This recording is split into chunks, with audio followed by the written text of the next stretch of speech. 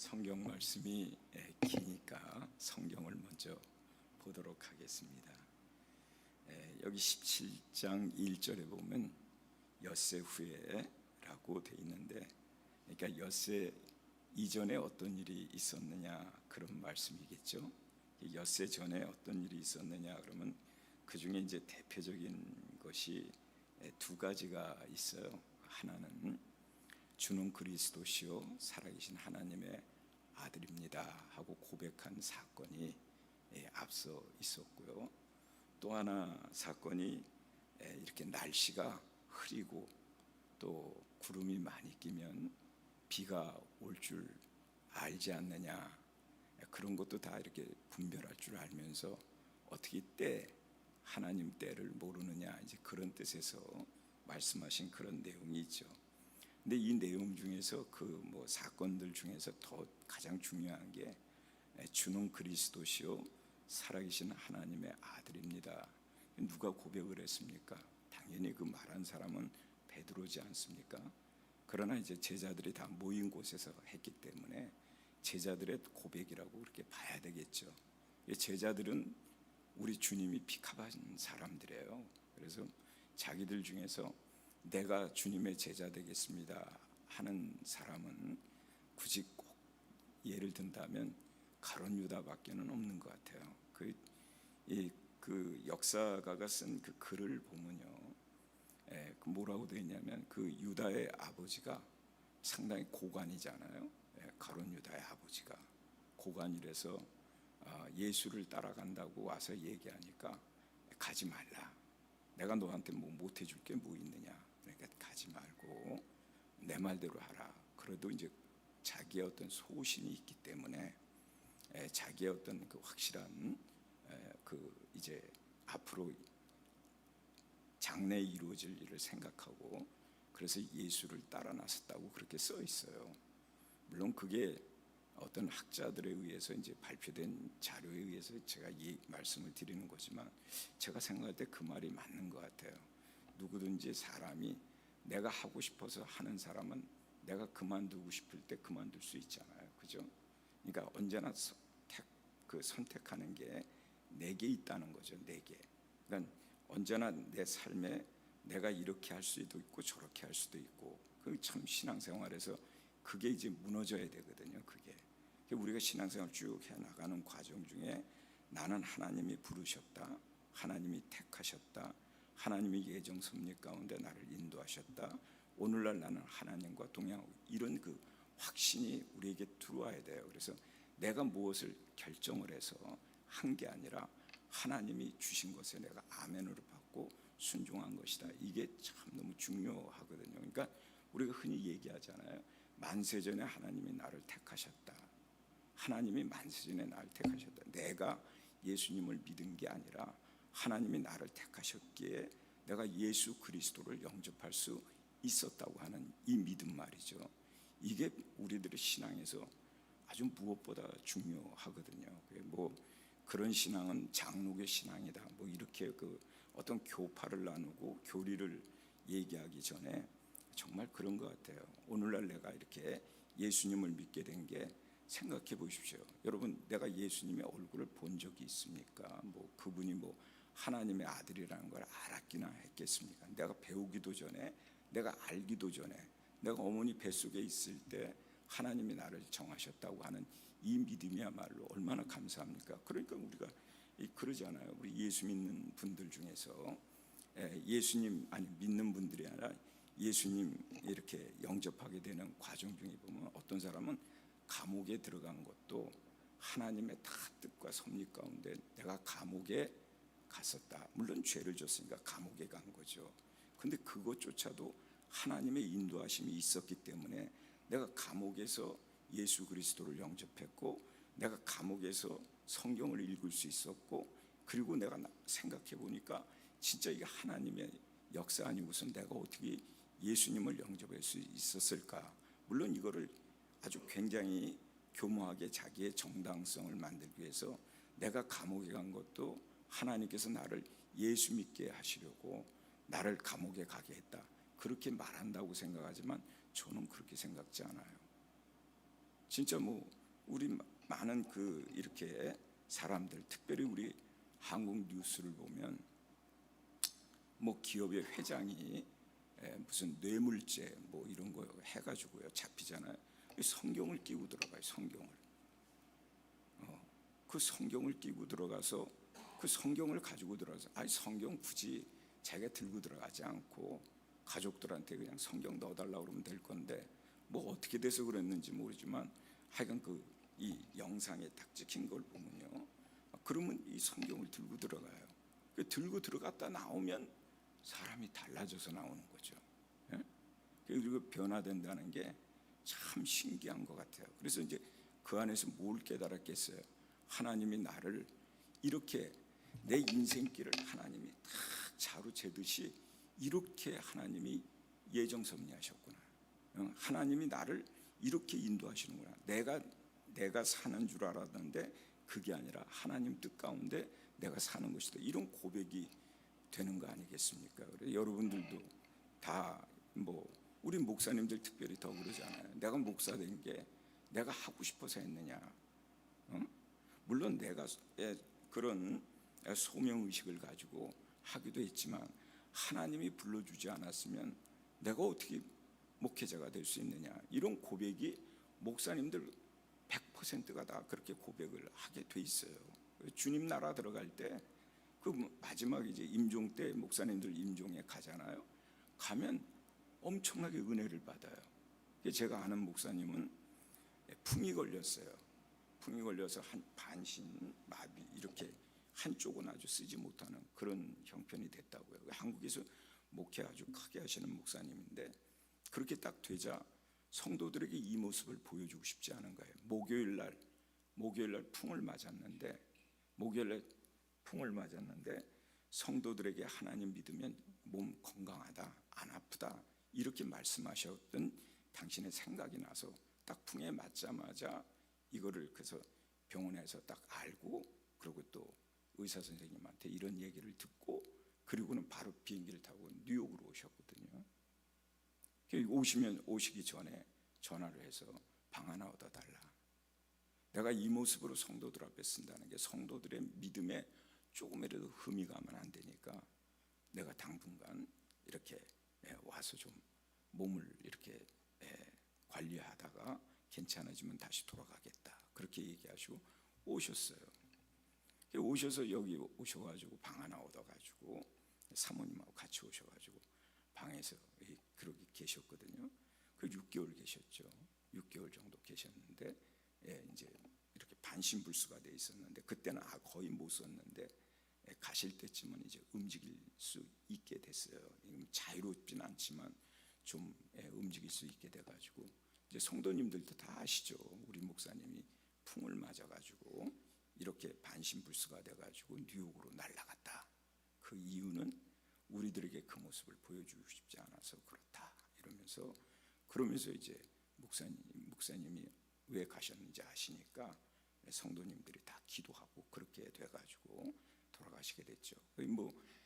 풍을 맞아서 여기 오실 때 바로 직전에 교회에 아주 여러 가지 문제가 복잡하게 있었는데 그냥 하나님께 맡기고 맡겼다기보다는 풍을 맞았으니까요. 내가 어떻게 할 수가 없죠.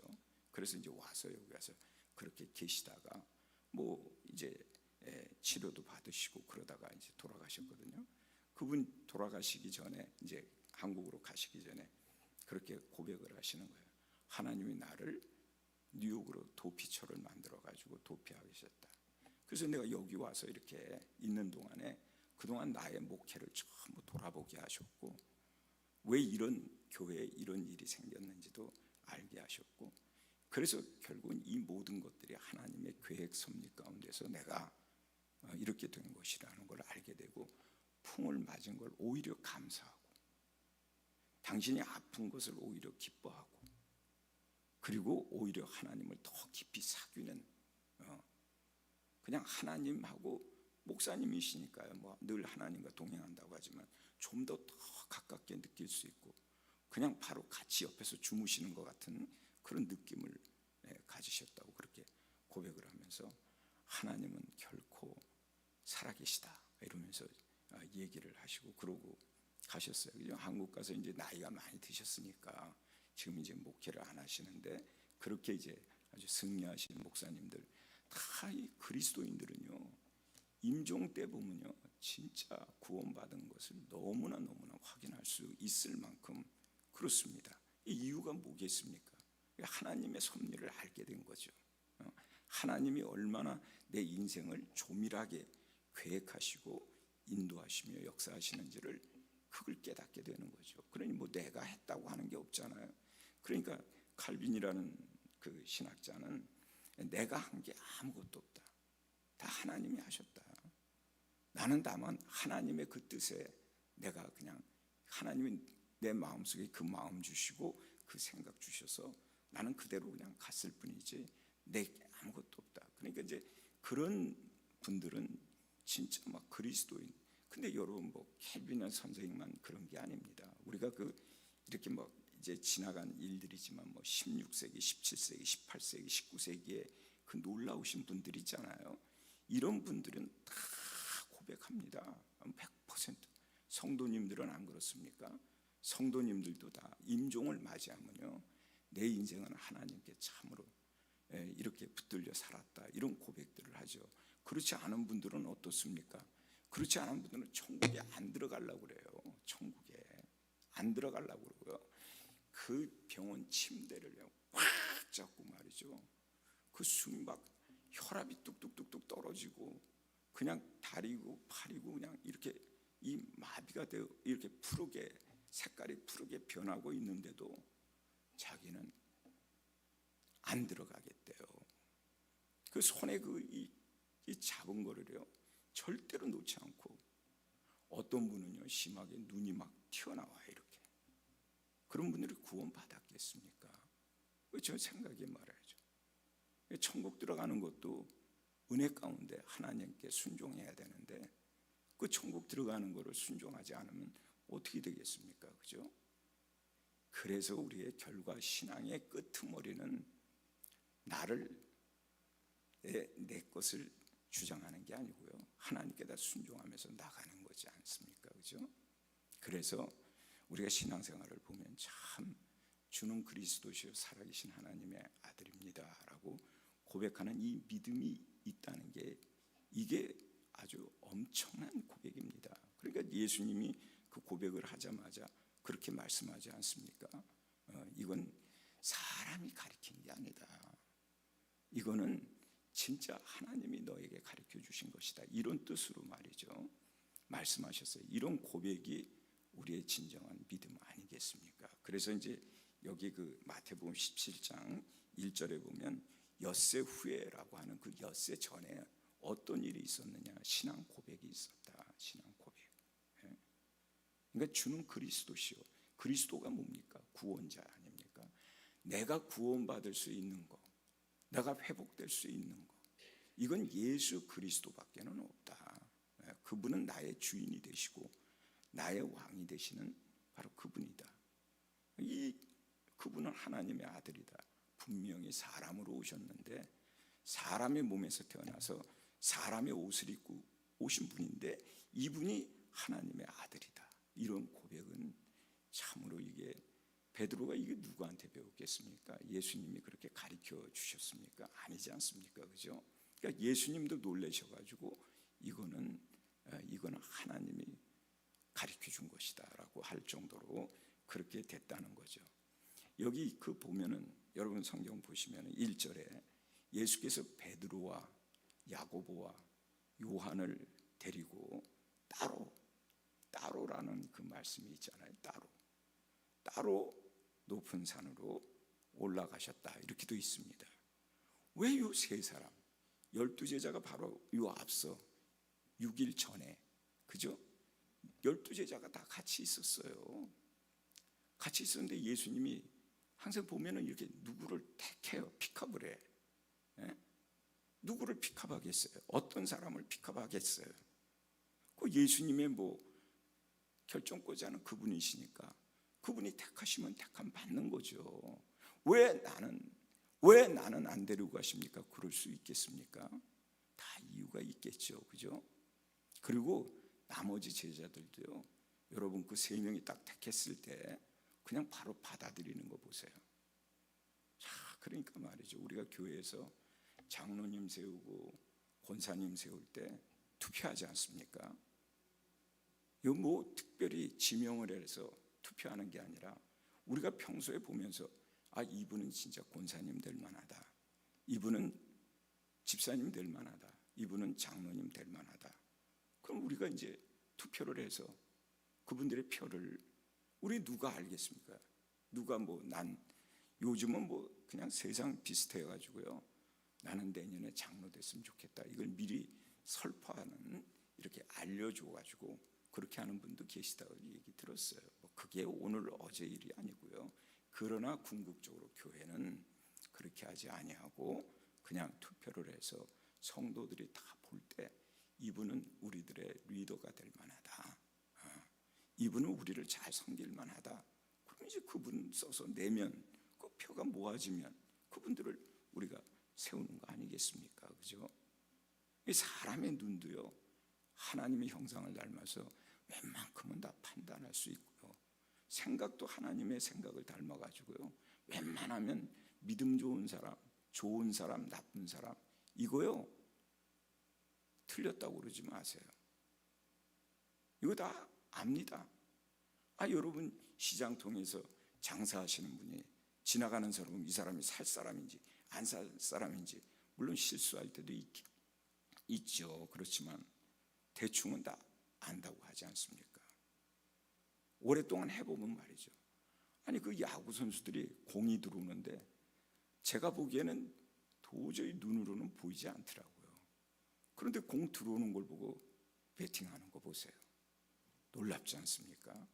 그런 거 생각해 보면 인간의 그 어떤 하나님이 주신 능력이라는 게 참 놀라워요. 저는 사람에 의해서 좋은 사람, 나쁜 사람을 굳이 구별할 필요는 없지만은 그걸 끔찍하게 생각해야 돼요.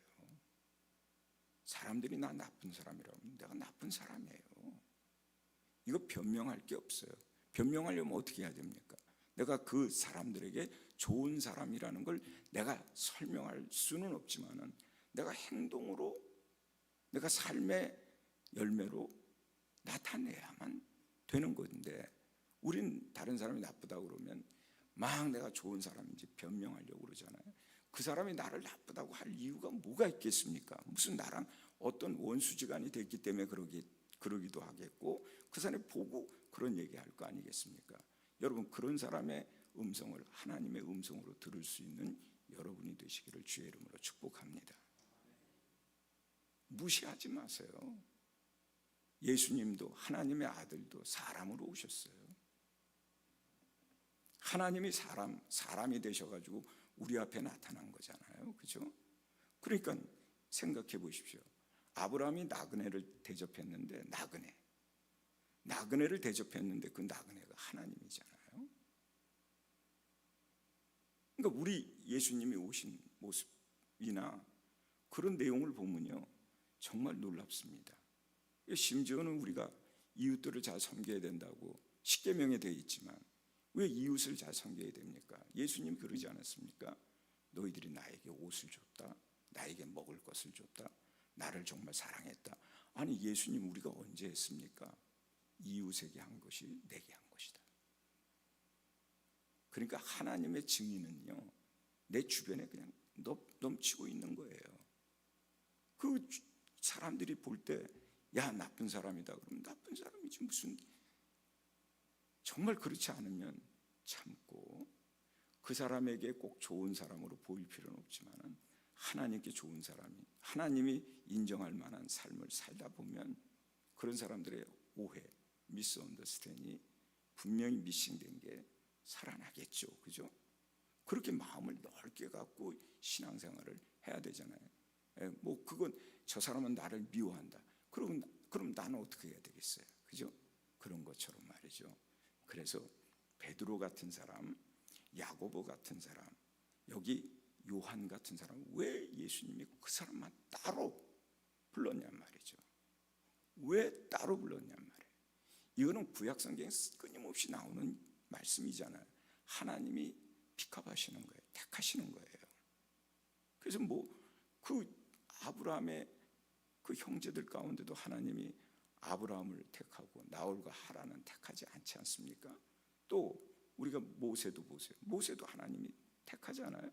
다윗도 보세요. 다윗도 사무엘이 글쎄 말이죠. 기름 부으러 왔잖아요. 이새의 집으로. 근데 형제들이 쫙 큰 아들, 그 엘리압서부터 쫙 나왔잖아요. 그냥 자기는 사무엘의 눈에는요, 그 큰아들이 진짜 이게 하나님이 기름 부으라고 한 사람인 줄 알고 거기서 멈칫했어요. 근데 하나님이 아니라는 거죠. 패스해서 여덟째 다윗이 왔단 말이죠. 근데 성경에 다윗이 나타나서 다윗이 보일 때 형 엘리압보다도 훨씬 더 아주 아름답고 붉은 빛을 띈다고 할 정도로 그렇게 말씀하고 있잖아요. 그걸 생각해 보십시오. 그래서 결국 하나님이 다윗을 기름 부으라고 해서 사무엘이 기름을 그냥 댔다 붓잖아요. 그날로 왕이 됐어요. 사울이 아직도 살아있는데, 사울 왕이 지금 있는데도 불구하고 하나님은 사울 왕을 패하신 거죠. 패하시고 다윗을 세웠는데 사울이 이거를 어떻게 알겠습니까? 그러나 시간이 지나면 지날수록 알게 되고, 다윗도 그때 됐지만 그때는 뭐 성경은 어린아이라고 그러지만 성경에 보면은 아직도 왕으로서의 실력을 갖추지 못했으니까 하나님이 사울이라는 자를 들어가지고 훈련시키지 않습니까? 사울로부터 엄청난 훈련을 받습니다. 사울이 없었으면요, 다윗은 왕의 자격을 하나님께 기름 부음 받았지만, 그러나 인간적으로 보면 그가 나라를 통치할 수 있는 능력을 갖고 있지 못해요. 지금까지 한 게 뭐 있습니까? 들에서 양치는 것밖에 더 있었어요. 그가 정치를 합니까? 군사를 합니까? 뭘 합니까? 그런데 하나님이 다윗을 딱 기름 부어 놓고는 그 다음에 이제 기름 부은 자의 자격, 즉 말하자면 할 수 있도록 하나님이 훈련시키는 그런 과정을 보더라도 참 놀랍지 않습니까? 베드로, 야고보, 요한, 오늘날 우리가 이런 사람들을 보면서 참 많은 것들을 깨달아야 돼요. 세 사람, 이 세 사람 주변에 뭐가 있습니까? 12제자가 있습니다. 12제자 주변에 누가 있습니까? 70명의 제자들이 있습니다.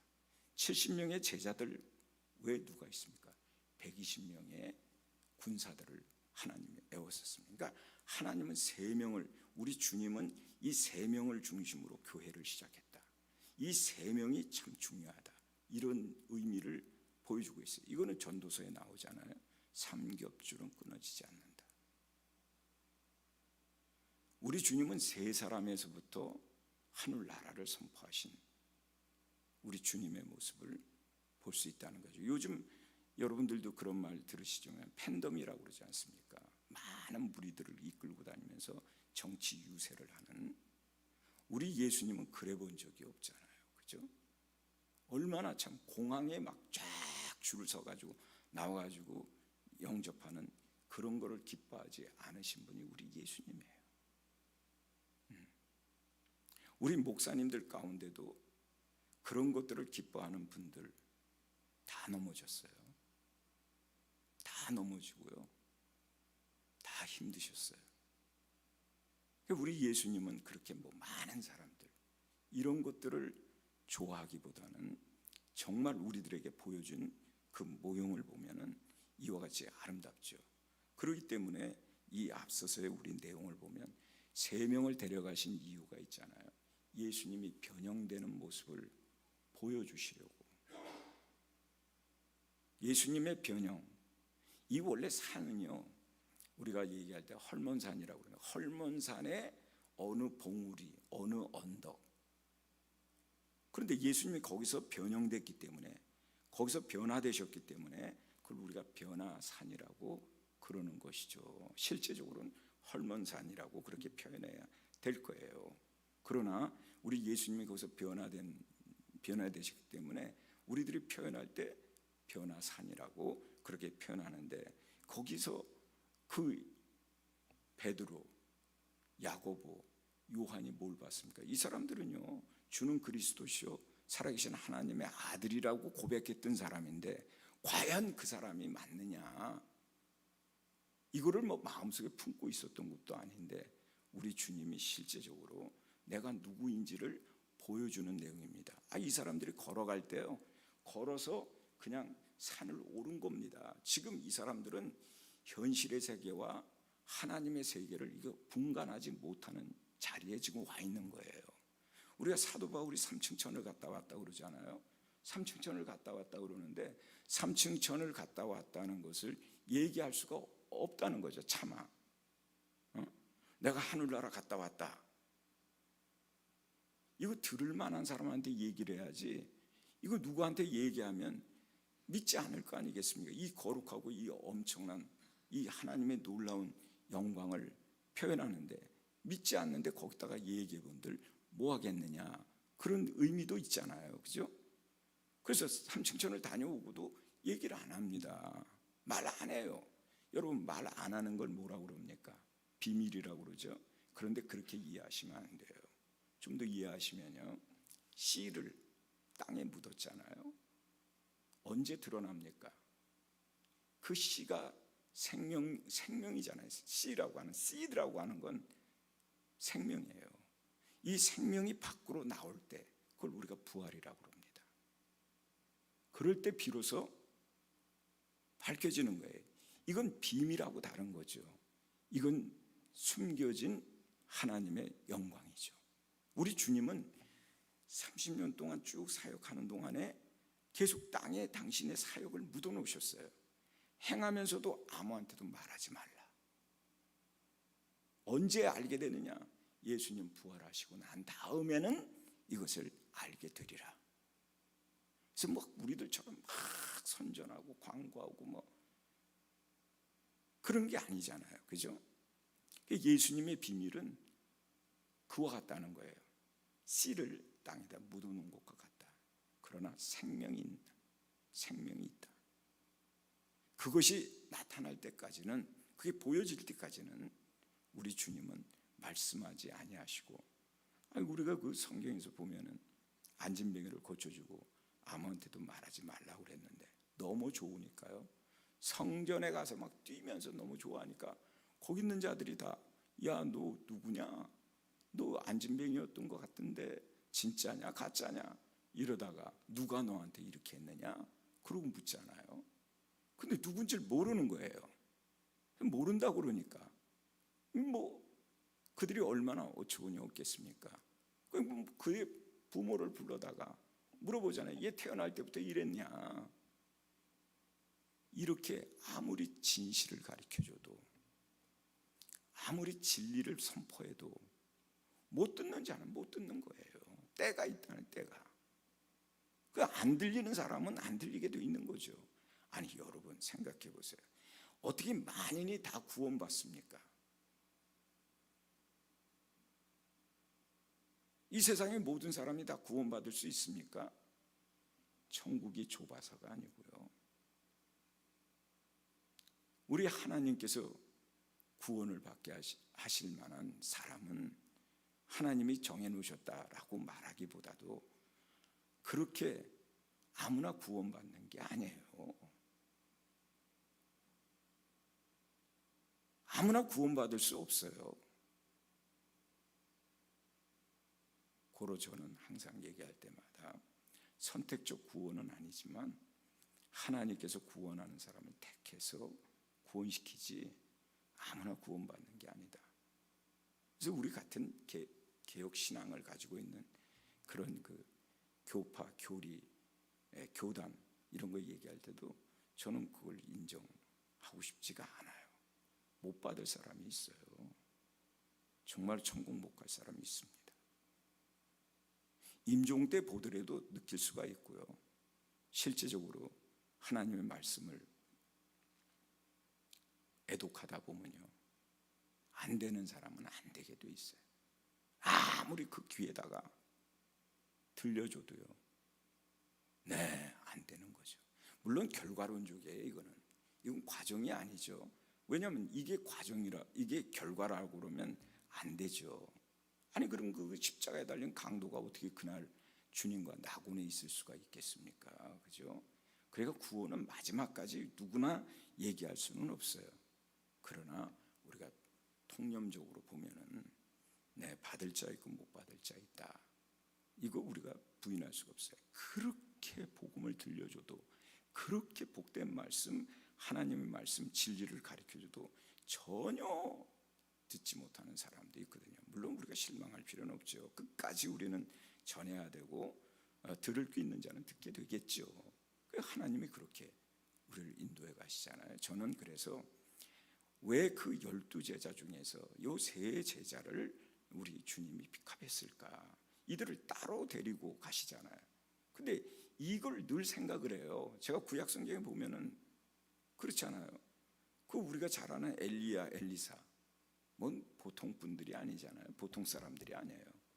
근데 이런 사람들이 아이를 살리고 사람을 일으킬 때 보면 전부 다 따로 세워서 많은 사람들 앞에서 막 큰 무슨 데모스트레이션 하듯이 그렇게 하는 게 아니에요. 은밀한 가운데 하는 것들을 이렇게 보면 참 뭐 구약과 신약이 뭐 틀린 말씀, 이거 다르다 이렇게 얘기할 수 없다는 걸 저는 생각을 하죠. 그래서 여기 따로 했다는 거예요. 그래서 제가 우리 성도 여러분들한테 얘기하지만 하나님께 픽업되는 여러분이 되시기를 주의 이름으로 축복합니다.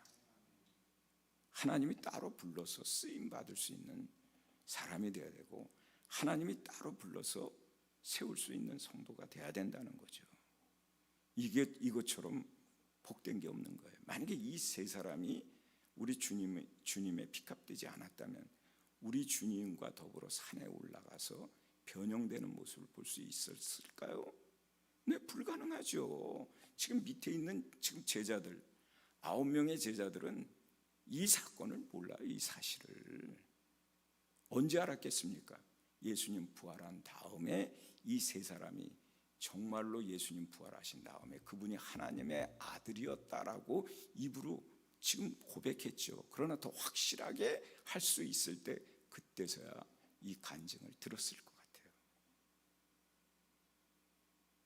그래서 우리가 신앙생활은 정말 주는 그리스도시요 나의 구원자시요, 내가 어떤 공경에 빠졌어도 나를 구원하실 분이요, 내가 어떤 병마에 시달려도 나를 구원하실 분이라고 하는 이 믿음을 가지고 그분이 하나님이요 하나님의 아들이시요 그분을 따라가는 그런 신앙관을 여러분이 꼭 소유하시기를 주의 이름으로 축복합니다.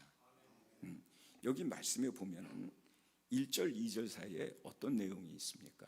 한번 자세히 보세요. 어떤 내용이 있습니까? 예수님을 따라갔더니 그렇게 되어 있습니다. 그죠? 1절과 2절 사이에 예수님을 따라갔더니 높은 산에 올라가기도 하고, 높은 산에 올라갔더니 따라가니까 예수님이 변형됐다. 그런데 어떻게 변형됐냐? 그 얼굴이 해같이 빛나고 옷은 빛과 같이 희어졌더라. 뭐 더 표현할 말씀이 없었을 것 같아요. 그죠? 이거를 보게 된 거죠. 그래서 신앙생활은요, 여러분 믿으려 하지 마시고 여러분들이 신앙 고백을 하면서 주님을 끝까지 따라가시면 높은 산에도 올라가고 예수님의 변형되는 모습, 이것은 다시 바꿔 얘기하면 예수님이 십자가에서 죽으시고 부활하시는 것까지 여러분이 다 체험하실 수 있는 그런 놀라운 역사가 있다는 걸 꼭 믿으세요. 아멘. 그렇기 때문에 우리의 삶의 변화는 어디서부터 시작되느냐? 신앙 고백으로부터 주님을 따라갈 때, 예수님을 영접하고 주님을 따라 났을 때부터 우리는 이미 변화가 시작된 거예요. 변화는요, 내가 옷 갈아입고 헤어스타일 바꾸고 내일 이거 다시 바꾸고 이런다고 해서 변화되는 게 아니고요, 예수님을 얼마만큼 따라다니느냐, 얼마만큼 따라다니느냐.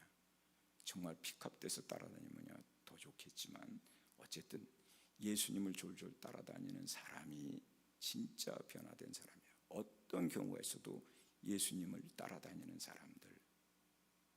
그래서 제가 이제 하고 있는 무브먼트가 나이스크 무브먼트입니다. 예배 회복운동 하고 있잖아요, 제가. 그래서 항상 변화 얘기할 때마다, 변화와 회복을 얘기할 때마다 따라다니는 사람,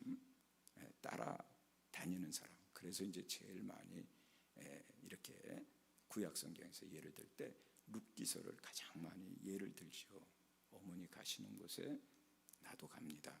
어머니 하나님이 나의 하나님이 되고 어머니 죽으시는 곳에 나도 장사되리라. 그러면서 룻이 나오미를 따라갔잖아요. 어디까지 따라갔습니까? 오지 말라고 하는데도 울면서 어머니 그러시면 내가 내 마음으로 혹시라도 어머니를 떠나면 하나님께 저주를 받겠습니다. 그리고 나오미가 더 이상 말리지 못하잖아요. 그래서 베들레헴 갔어요. 완전히 우리 세상 말로 말하면 팔자 고쳤잖아요. 보아스를 만났어요. 나오미는 그 며느리와 더불어 기업을 회복하는 그 놀라운 역사가 성경에 나오잖아요. 예수님은 하나님을 얼마큼 따라갔습니까? 죽기까지 따르셨습니다. 그것도 죽기까지가 어디입니까? 십자가에서 죽을 때까지 예수님은 하나님을 따라갔습니다. 따라가는 신앙, 쫓아가는 신앙, 정말 복된 변화의 역사라는 거죠. 지금도 예수님 믿는 사람들이 교회 안 나오고 예배 안 드리고 기도하지 않고 예수님 따라가는 삶이라는 게 뭡니까? 예수님이 새벽에 기도하셨으면 나도 기도하고, 예수님 밤중에 기도하시면 나도 기도하고, 피곤하면 피곤할수록 더 기도에 힘쓰는 것이 예수님의 기도잖아요. 우리는 아주 이게 몸에 완전히 몸이 평안하고 우리의 건강이 아주 좋을 때 우린 기도한다고 생각하는데, 우리 주님은 힘들면 힘들수록, 어려우면 어려울수록, 괴로우면 괴로울수록 더 우리 주님은 밤이고 낮이고 할 것 없이 새벽이고 기도하시는 분이었잖아요. 지금도 우리 예수님 믿는 분 중에서 예수님 따라가는 분들 보세요. 그렇게 고되고 어려운 생활을 하고 있는데도 예수님처럼 그렇게 기도하고 살잖아요. 그렇게 우리 예수님처럼 그저 하나님의 일이라면 뭐 그냥 발벗고 나서는 거죠. 발벗고 나서요. 따른다는 게 그런 의미잖아요. 그죠? 그냥 졸졸졸졸 따라간다는 의미만 있는 것이 아니라 따른다는 건 예수님이 하셨던 것처럼 그대로 행하는 거예요. 뭐 은혜를 받고 안 받고는 나중 문제고, 사실 우리가 생각해 보세요. 은혜는 우리가 받으려고 하는 게 되는 게 아니에요. 하나님이 주셔야 은혜가 되는 거지 내가 은혜 받겠다고 해서 은혜 받는 게 아니잖아요. 그걸 따라가다 보면 나도 모르게 어느 날 은혜가 내게 임하는 그런 역사가 있는 것처럼, 그래서 여기 보니까 1절 2절에서 이 내용의 전반부를 다 우리가 알 수가 있어요. 그러니까 여러분들이 변화되시려면 지금이라도 예수님을 따라서 사세요. 여러분이 변화되시려고 막 몸부림치고 안 되는 걸 억지로 하려고 그러지 마시고요. 주님이 우리에게 보여주시고 우리 앞에서 가시는 거를 나타내신 걸 우리가 그대로 따라가는 겁니다. 그걸 뭐라고 그럽니까? 순례자의 길이라고 그럽니다. 그런 분들은 믿음이 좋으세요. 믿음이 좋다고 자기 입으로는 단 한 번도 얘기하지 않아요. 아이고 내가 무슨 믿음이 있습니까? 그냥 난 따라만 할 뿐입니다. 난 따라만 갈 뿐. 여러분 따라가는 게 그게 보통 일이 아니에요. 바보 같잖아요. 그죠? 자기 생각도 없고 판단도 없고 그냥 따라만 가는 것 같이 보이고. 저는 목사님들 가운데도 예수님을 따라 사는 분들이 계세요. 물론 거의 다 그러시죠. 그런데 이제 연로하시고 세상 이제 곧 떠나실 분인데도 그때도 아이고 내가 살았어도 예수님처럼 좀 살았으면 좋은데 단 한 구석도 예수님처럼 산 게 없다고 눈물을 흘리시면서 임종하시는 목사님도 제가 만나 뵀거든요. 그래요. 성도 여러분들이 변화되시려고 몸부림쳐 보세요. 되나? 여러분 손가락을 깨물어서 혈서를 쓰고도 안 되는 게 변화입니다. 사람의 힘으로 되는 게 아니에요. 하나님의 은혜로 되고 성령의 도우심으로 되는 건데, 성령의 도우심은 언제 옵니까? 우리가 하나님을, 주님을 향할 때, 성령은 우리가 주님을 향할 때 우리 주님께서 성령을 보내주시게 돼 있어요. 임하여 주시옵소서 외쳐보세요. 되나? 뭐 귀신을 부릅니까? 그런 것처럼. 그래서 예수님을 쭉 따라갔어요. 오라고 그러니까, 예수님께 오라고 그랬으니까 순종하는 거잖아요. 따라가니까 예수님이 어떻게 됐느냐, 변형되시더니 그 얼굴이 해같이 빛나고 옷이 빛과 같이 휘어졌다. 지금 막 산에 올라왔는데 현실과 하나님의 세계가 하나로 합쳐지니까, 그러면 현실의 세계는 시간과 공간이잖아요. 제한된 공간이에요. 그럼 하나님의 세계는 시간이 없잖아요. 영적 세계는 그게 없는 거죠. 내가 지금 여기 있다가 내가 프랑스에도 있을 수 있고, 동시에 프랑스 사건을 내가 여기서 볼 수 있는 것처럼 시간의 제한을 받지 않습니다. 공간의 제한을 받지 않는 게 영적 세계지 않습니까? 근데 이 사람들이 지금 예수님 따라서 여기까지 올라왔는데, 예수님이 딱 변했는데, 변형되시는 걸 봤는데 그 얼굴은 해같이 빛나고 그 옷은 막 너무나 휘어진, 빛나는 그런 휘어진 걸 봤는데, 이게 지금 현실인지, 이게 내가 지금 어디에 와 있는지, 어떻게 된 건지, 이게 지금 막 헷갈리는 그런 상황이라는 거죠. 왜? 체험하지 못했으니까 지금까지. 그래서 예수님의 변화를 이 세 제자에게만 보여주셨어요. 여러분들이 나중에 보시면 알겠지만 베드로와 야고보와 요한이 어떤 일을 했습니까? 제자들 가운데서도요, 이 세 제자가 어떤 일을 했습니까? 그걸 보시면은 예수님이 이렇게 보여주신 이유를 발견할 수 있게 되죠. 영적 체험은 아무나 하는 게 아닙니다.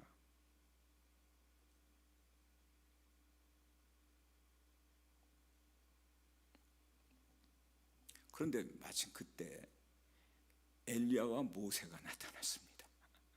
여러분, 엘리야가 하늘에 있다가 내려온 겁니까? 모세가 하늘에 있다가 내려온 겁니까? 절대 그럴 수 없어요. 하강하지 않습니다.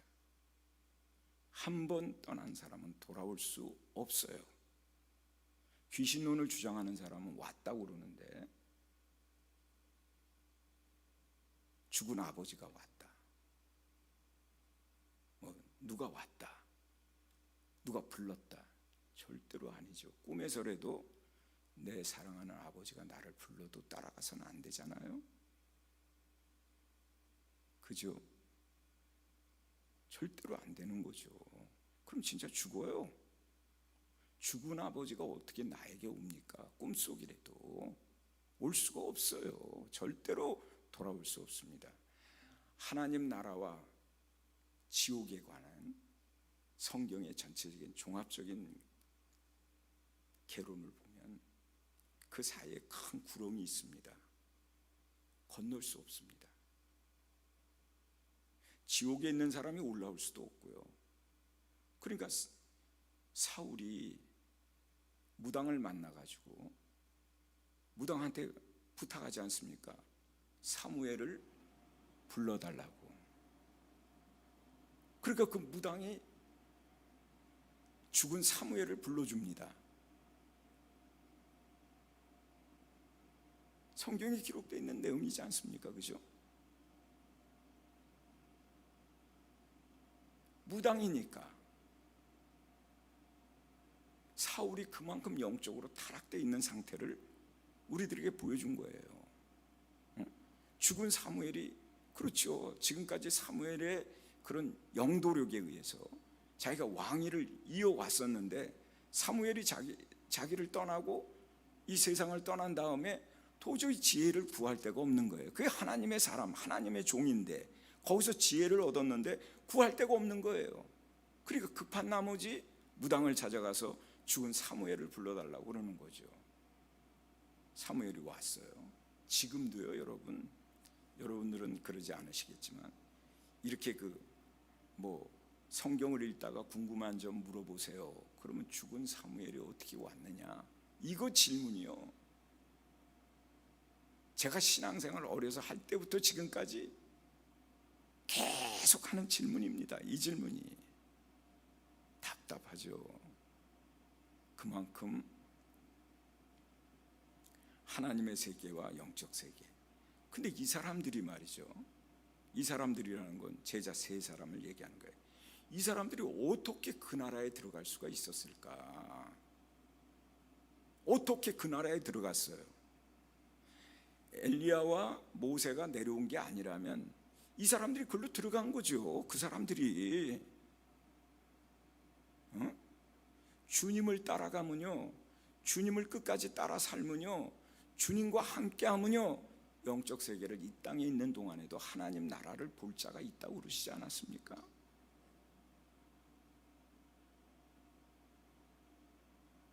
그렇게 된 거예요. 우리들도 신비 체험이라고 표현하면 그렇습니다만, 영적 체험을 하고 나면 이게 꿈인지 현실인지 이게 도무지 나 자신도 못 믿어. 나 자신도 이게 진짜인지 이게 진짜 가짜가 아니라 이게 정말 꿈인지 생신지 이럴 정도로. 그런데 하나님께서 이 베드로와 야고보와 요한을 그 산으로 데려가셨다라고 얘기하지 마시고 반대로 보면 그들이 따라갔다. 예수님을 끝까지, 예수님이 부르시니까, 우리 세 사람을 부르니까, 아니 나를 부르셨으니 내가 예수님을 끝까지 따라갔더니 어디까지 갔느냐? 천국까지 갔다. 3층 천에 들어간 거라고 보셔야 돼요. 이 말씀은. 거기 가니까 모세와 엘리야가 자기들 눈에는 딱 나타난 거죠. 그렇죠. 그러니까 하늘에서 막 하강하신 거예요. 하늘에서 내려온 것처럼. 그렇죠. 이분들이 죽으신 지가 언제예요? 이 사람들이. 근데 이 사람들이 나타난 거예요. 그러니까 나타났다고 밖에는 얘기할 수밖에 없는 거죠. 그러니까 이 내용은요, 굉장히 디테일하게 보셔야 돼. 신앙생활은 주님 따라다니는 신앙생활이 가장 좋습니다. 주님이 부엌에 가시면 나도 부엌에 가고, 주님이 일하러 가시면 거기까지 따라가는 그런 신앙생활이에요. 그런 신앙생활을 하셔야 됩니다. 그죠? 다른 거 보지 마시고 오직 주님만을 바라보면서 신앙생활하는 게 무식하고 무지하고 바보 같을지 모르지만 그보다 더한 믿음이 없어요. 우리 판단이 필요가 없잖아요.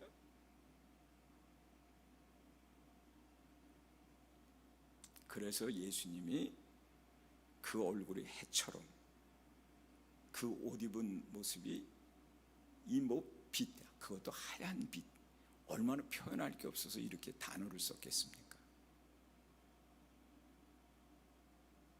이런 것을 보게 되었고 모세와 엘리야를 만나게 됐다는 거예요. 그런데 왜 모세를 봤을까요?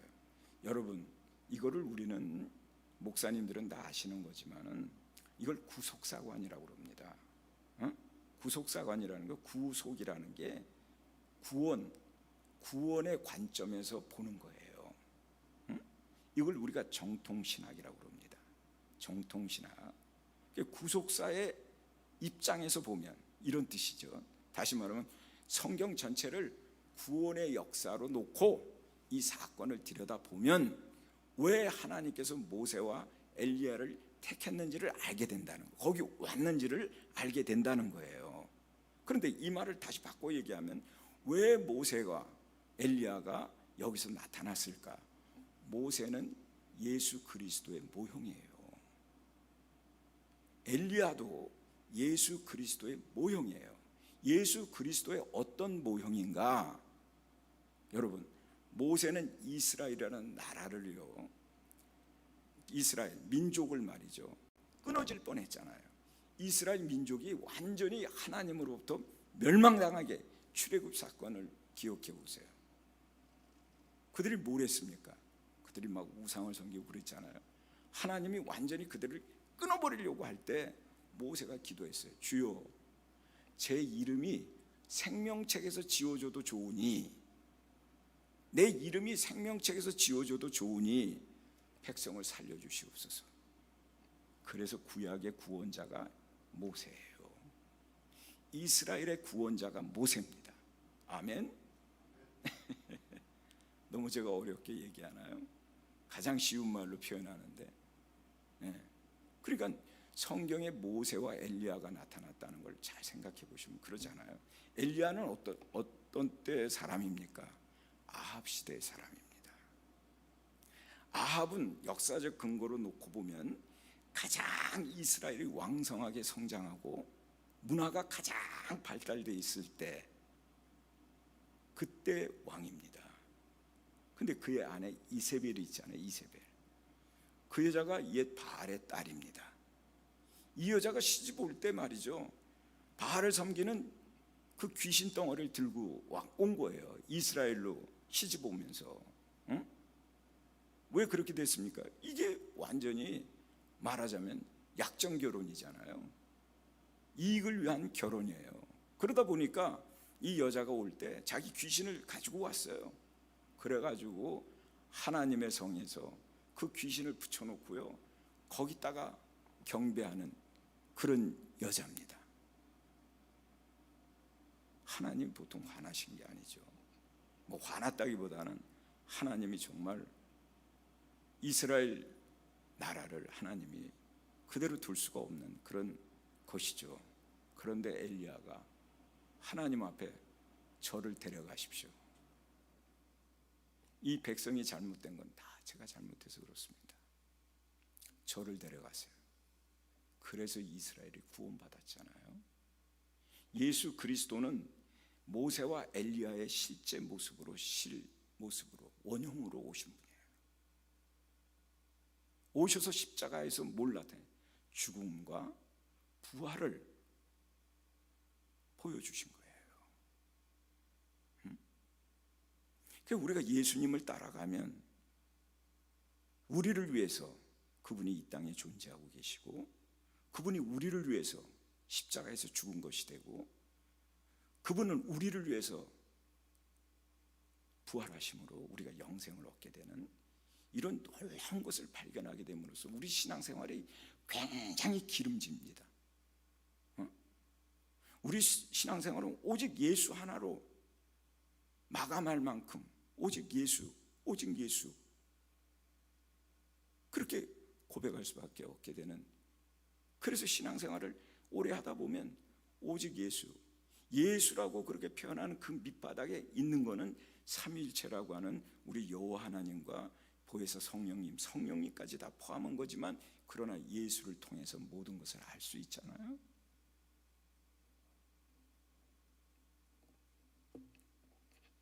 그래서 모세와 엘리야를 예수님이 이 세 제자에게 보게 하셨습니다. 만나게 하셨어요. 이때는요, 이 제자들이요, 이게 왜 이런 일이 우리 앞에 이루어지는가?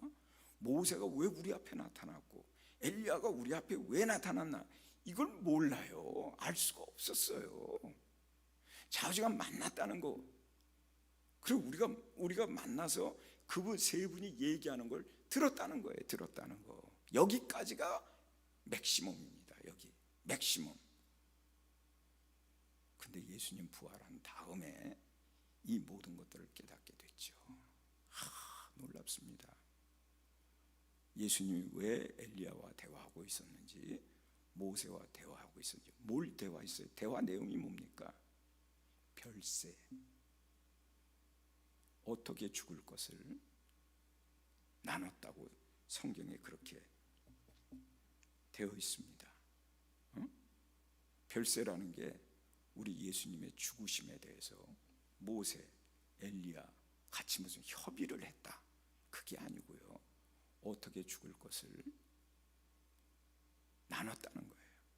이건 완전히 하늘의 역사입니다. 그래요, 우리가 지금도 신앙생활하면서 예수님 죽으심을 우리가 얘기할 때 이거 지겨운 용어가 아니에요. 이건 하늘에서만 대화할 수 있는 내용입니다. 예수님의 십자가의 죽으심이나 예수님의 부활하심은 이거는 그냥 이 땅에서 하는 대화가 아니에요. 하늘에서 하는 대화, 하늘에서. 예수님 별세에 대해서 이거 하늘에서만 하는 얘기예요. 하늘. 그래, 이 땅의 사람들은 이걸 지겹고 못 듣는 거예요. 신앙이 어린 분들은 또 예수 얘기냐, 또 예수님의 죽으심에 대한 얘기냐, 그러고 얘기할지 모르지만 신앙생활을 오래 한 우리 주의 종들은 그보다 더 귀한 게 어디 있습니까? 그죠? 예수님 별세하는 과정이 말이죠, 붙잡히시죠. 아니, 제자로부터 뭐 팔렸다 뭐 그러지 마시고 붙잡히셨죠. 그 다음에 고난 당하시죠. 그 다음에 십자가에서 죽으시죠. 그리고 부활하시는 이 과정, 이게 별세의 이야기입니다. 그래서 우리 한국에 별세 신학을 연구하신 목사님이 계세요. 이중표 목사님이라고, 서울 강남 반포에 있는 반포와 그 아파트 사이에 껴있는 교회인데 제가 개인적으로 알던 분이죠. 그분이 별세 신학을 내놨어요. 뭐 별세 신학이라는 게 있냐, 막 신학자들이 비난하고. 그런데 그 목사님은 기장층 목사님이세요. 대한예수교 장로회가 아니라 대한예수교 기독교, 대한기독교, 이런 표현인데, 그래서 우리가 기독교 장로회라고 그래서 기장이라고 그러는데 거기 굉장히 리버럴합니다.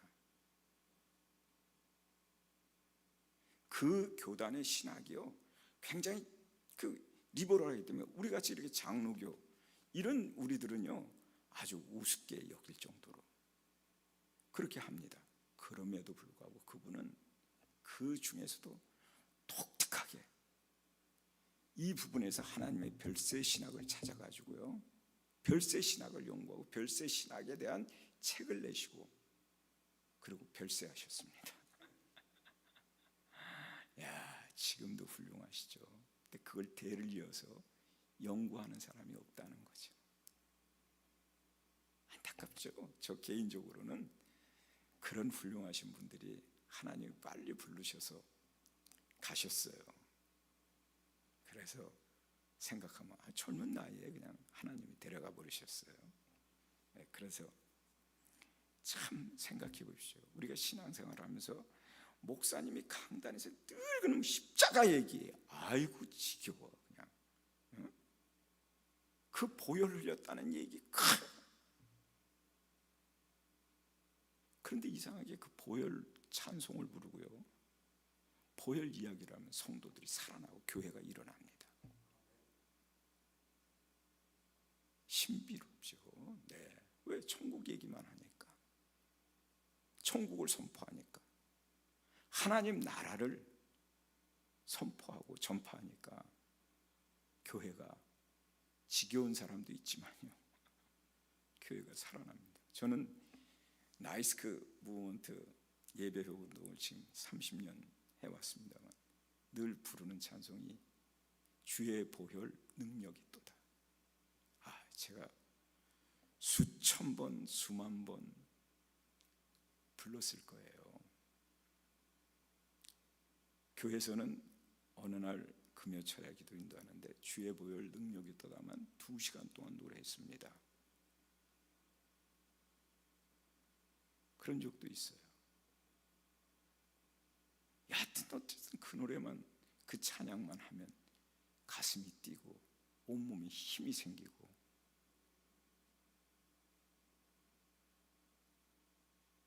너무 감사해서요. 예수님 십자가에서 그 보혈을 흘리지 않으셨으면, 그 피를 흘리지 않으셨으면 내가 어떻게 용서받고 내가 어떻게 이렇게 하나님 사랑하고 거룩하신 하나님을 어떻게 만날 수 있었을까, 이런 생각을 하면서 너무 감사하죠. 그래서 엘리야와 모세가 예수님을 만나서 무슨 대화를 했느냐, 예수님의 죽으심과 부활하심에 대해서 대화를 나눴다라고 성경에 그렇게 말씀해 주시고 있어요.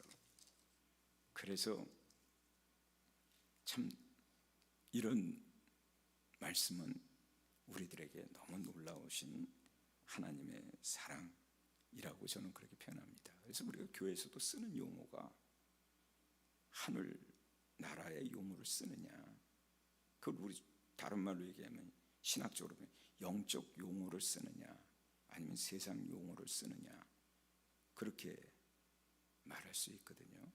제가 늘 이렇게 얘기하지만 한국의 떡볶이 집인데, 제가 그 외국인들이 와가지고 촬영한 걸 보니까 떡볶이 집인데 마약 떡볶이라고 그랬어요. 한 번 먹으면 끝내 먹는다는 거죠.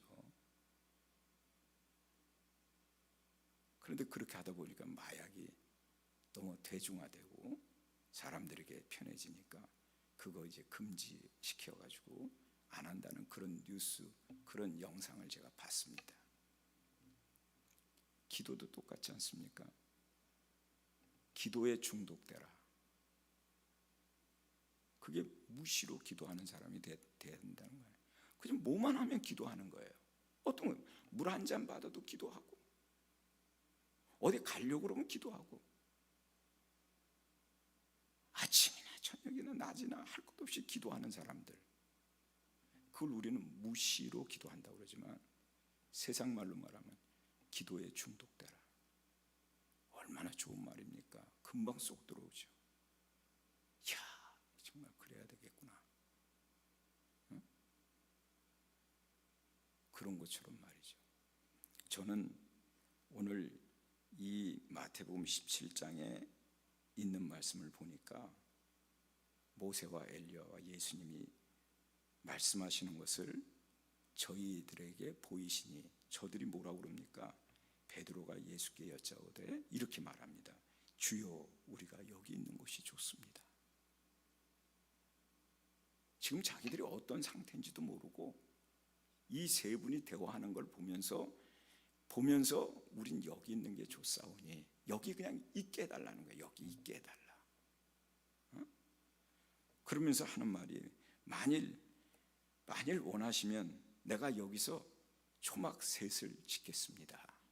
그래서 하나는 예수님 드리고, 하나는 모세 선생 드리고, 하나는 엘리야를 주고, 여기서 우리 그냥 영원토록 살고 싶습니다. 헛소리 같습니까?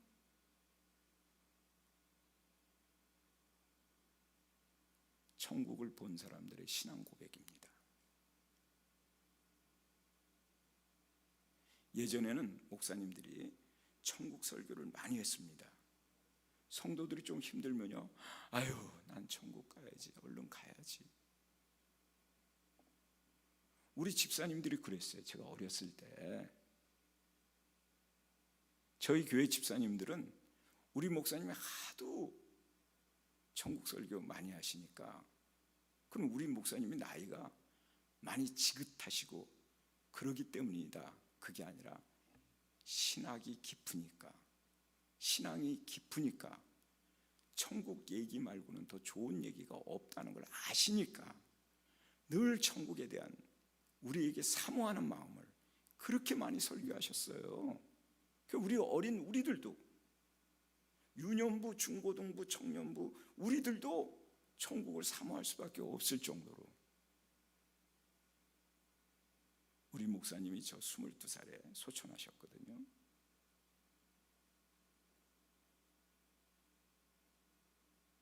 우리 성도들이 너무 많이 울었어요.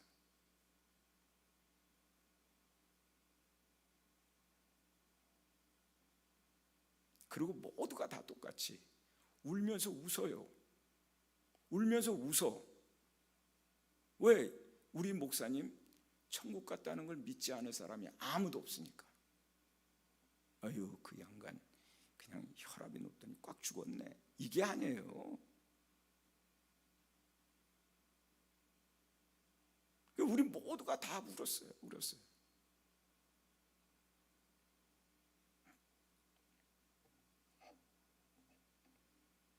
우리 목사님 소천하시기 전에 저를 부르셔서 목사님 앞에 나갔죠. 병원에 계셨는데 갔더니 저한테 이름 3자를 받아 적으라고 그래요. 그래서 받아서 적었죠. 조남을 적었어요. 내가 죽거든 너 그 교회 가서 섬겨라. 우리 목사님 제자 목사님 교회입니다. 제가 목회자 되기까지 그 교회에서 목사님 섬겼는데, 뭐 섬겼다기보단 그 교회 다녔죠. 저도 하여간 모든 성도들이 우리 목사님 천국 갔다 막 떠나신 건 슬픈데, 그런데 우리 목사님 천국 갔다는 그 기쁨으로 교회가 웃다가 울다가 웃다가 울다가 웃다가 울다가, 요즘은 MBA 과정에서 가르쳐주는 이 땅에서 어떻게 하면 잘 되느냐, 어떻게 하면 하나님께 응답받고 부유하게 사느냐, 여기에 그냥 방점을 찍어가지고요. 천국 얘기는 없습니다. 아유, 천국 얘기는 좀 이 다음에 합시다. 응? 이 다음에 뭐 간 다음에 하십시다. 하지 맙시다. 이렇게 말할 정도로 말이죠. 그런데 베드로와 야고보와 요한은 살아생전에 천국을 갔다 왔어요. 전 그렇게 해석을 합니다.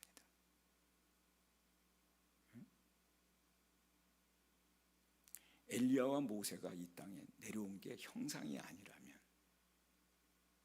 영으로 내려온 게 아니라면 성경은 그렇게 되어 있지 않아요. 신학적으로 그렇게 말하면 그건 상당히 심각한 이단성을 가졌다고 얘기해야 돼요. 한번 떠난 사람 돌아오지 않습니다.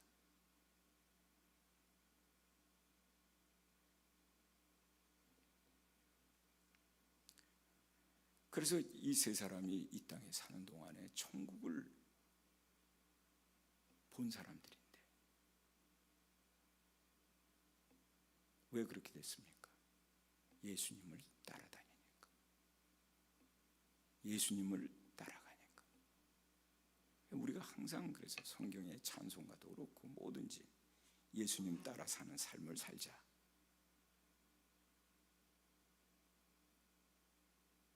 너무 중요하잖아요. 그래서 우리가 우리의 삶의 변화, 우리가 변화되려면 예수님을 따라 사는 삶을 살고 있으면 끊임없이 우리는 변화가 되고, 하나님이 원하시는, 또 하나님이 기뻐하시는 모습이 반드시 변할 줄 믿으시기를 주의 이름으로 축복합니다. 그게 변화예요.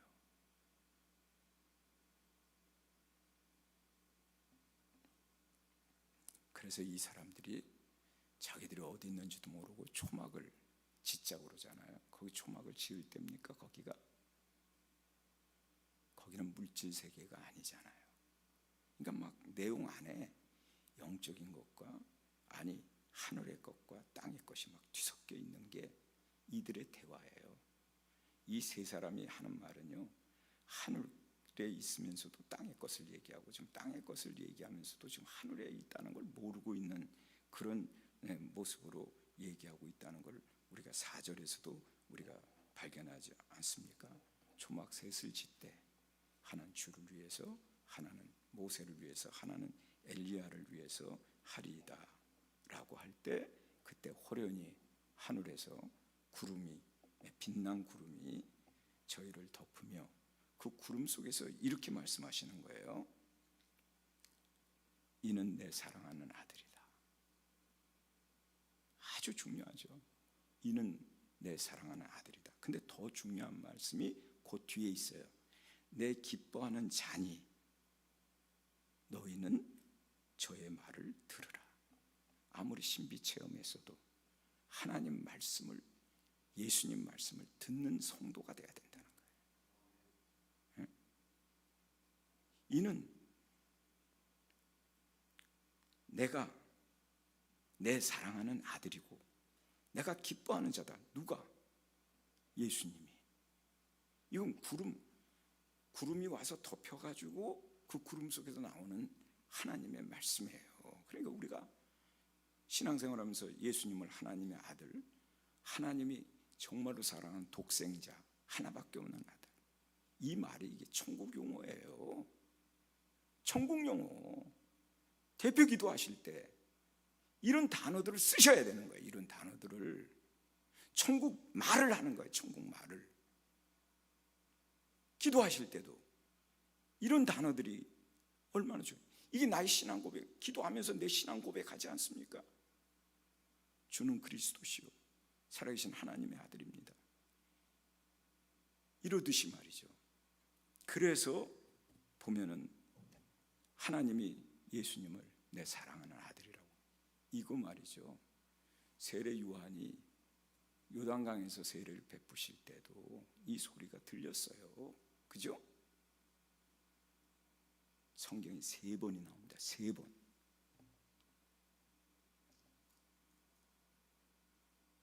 확인시켜주고 또다시 확인시켜주고 또다시 확인시켜주시는 말씀. 내 사랑하는 아들이다. 내가 기뻐하는 자다. 그러니 이렇게 지금 천국에서 이런 거 본 것들, 이 신비한 것들, 그렇지 않아요? 지상에서 볼 때는 얼마나 신비하고 놀라운 겁니까? 그래도 예수님의 말을 들으라는 거예요. 신앙생활의 말씀 중심이 얼마나 중요합니까? 그죠? 진짜 변화된 성도들은요, 말씀 중심의 삶을 살고 있어요. 이 말씀 중심의 삶이라는 게 얼마나 복된 것인가. 우리 눈을 우리가 의심하고 살아야 돼요. 그만큼 우리 눈은 모든 것을 다 볼 수 있는 시야를 갖고 있지 않아요. 왜? 분명히 영적인 눈도 있으니까요. 이 실제적인 눈으로 보는 게 전부라고 생각해서는 안 된다는 거죠. 그렇죠? 우리가 이 눈으로 영적 세계를 볼 수 있습니까? 아니잖아요. 믿음의 눈으로 영적 세계를 보는 것이지, 이 실제적인 눈을 가지고 영적 세계, 하나님 나라를 볼 수 있습니까?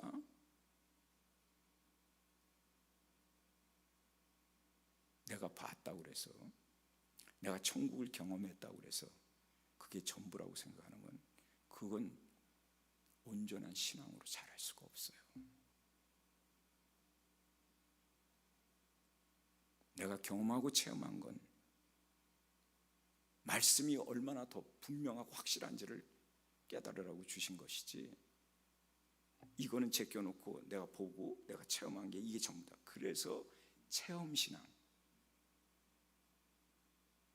내가 눈으로 본 것들을 따르는 신비주의 거부하는 거죠. 뭐 100% 거부한다 이거보다는 조심해야 된다는 거예요. 조심해야 된다. 저는 예배회복 운동하면서 우리가 2006년에 조지아에서 컨퍼런스가 있었어요. 근데 이제 한 분 목사님이 LA에서 TV 방송을 가지고 계신 목사님이 계셨는데, 그 목사님이 나이스크를 얼마나 좋아하시고 자기 방송국에서 막 나이스크를, 그분 그 가진 그 TV 방송국이 이 태평양을 온전히 다 커버하는, 왜냐하면 그 방송국이 LA에 있었으니까요. 그 태평양 지역을 완전히 커버하는 그런, 그 말하자면 인공위성 채널을 갖고 계셨어요. 지금은 어떻게 됐는지 모르지만, 그래서 이제 그 목사님을 통해서 우리 나이스크를 계속 거기서 홍보도 해주시고 제 설교도 이제 나가고 제가 강의한 것도 일부러 강의도 일부러 받으셔가지고 편집해서 그렇게 해서 내보내주시고 그랬던 분이니까 너무 감사하고 너무 우리 나이스클 좋아하니까 예배 운동을 좋아하시고 그래서 강사로 불렀죠. 근데 이분이 오셔가지고 손가락에 침을 바른 다음에 눈에다 갖다 대면 눈이 좋아지는 거예요.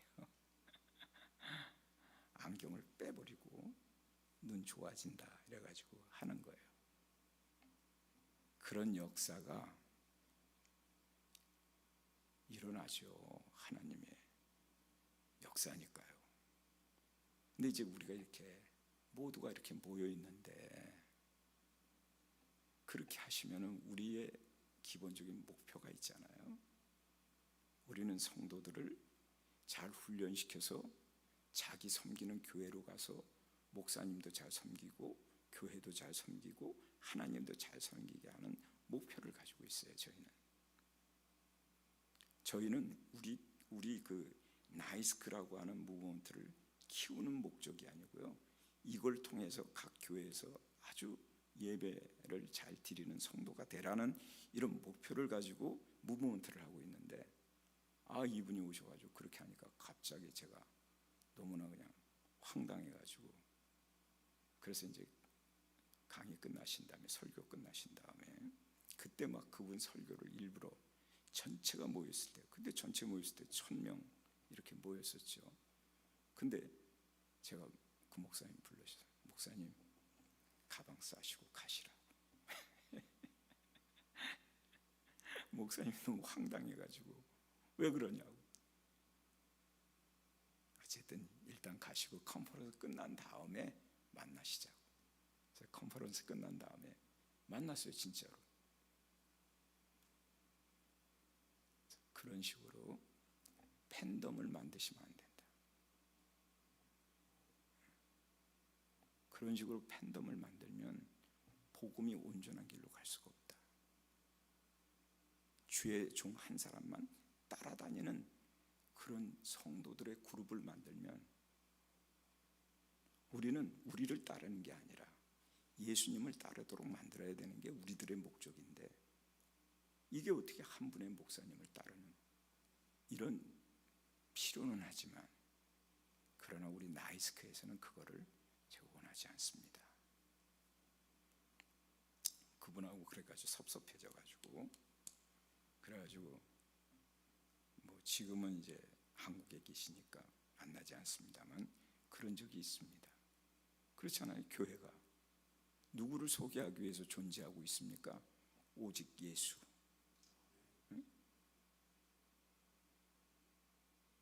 그거 말고 뭐가 있겠어요. 근데 이러나 저러나 먹든지 자든지 살든지 돈 벌든지 말든지 뭐든지 다 예수. 왜? 그게 정답이니까요. 그게 키예요. 그게 메스터 키.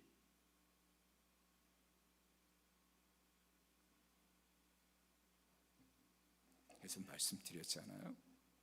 사실 회복이라고 그러면요, 기도 없이는 회복은 불가능해요. 왜? 기도가 영혼의 호흡이니까 호흡이 일어나야 되잖아요. 그래 회복이 되죠. 변화는 어떻게 가져올 것이냐? 예수님을 따라다녀야 돼요. 따라다니는 삶을 살아야 된다는 거죠. 응? 우리 예수님이 하신 대로 우리도 그렇게 하면서 뭐 내가 잘해야 되겠다 못해야 되겠다 중요하지 않고요. 있는 그대로 주님이 하시는 대로 따라다니는, 지금도 왜 교회를 졸졸 따라다니는 성도가 믿음 좋은 성도냐? 어떤 상황이 벌어져도 나는 주님만을 따른다고 하는 그런 목적이에요. 사실 교회는 여러분 주님의 머리시잖아요. 주님의 몸이세요. 교회는요, 한마디로 말하면 예수님 없이는 세워질 이유가 없는 게 교회입니다. 성전은 뭐 때문에 만들었습니까? 하나님이 집이라서 세워진 거 아닙니까?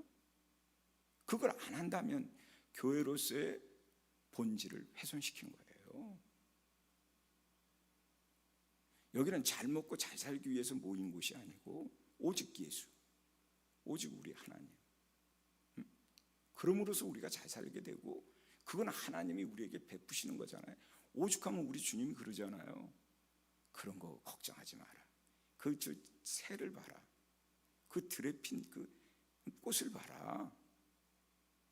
하물며 너일까 보냐. 그런 건 염려하지 마라. 너희가 구할 것은 그의 나라와 그의 의를 구하라.